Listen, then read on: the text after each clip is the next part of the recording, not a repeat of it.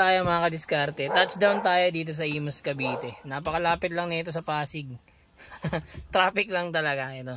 Gagawin natin, sira na kasi itong stereo ni Bossing. Tanggalin na natin. Papalitan natin siya, gagawin natin siya Android head unit. Ayan. Kung paano natin siya pinagbabaklas katulad sa mga naunang video natin. Yan, ganyan lang siya mga kadiskarte.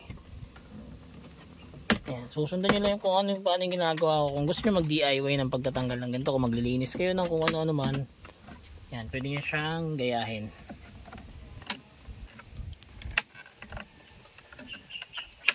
Yan, tapos pag na-remove nyo to, yan, yung mga tornilyo, tanggalin nyo na lang yan. So ayan, nabaklasan natin yung kanyang lumang car stereo. Ito yun. Tapos, ayan, mag-wiring na tayo kasi sa ganito, pag ganito yung socket hindi siya plug and play, so magre-rewiring tayo. Okay, tara. So ayan, tapos na tayo mag-install. 7 inches Android to mga kadiskarte sa Isuzu Crosswind Sportivo, pares lang yan. Kasama pa rin sa package natin yung reverse camera. Ayan.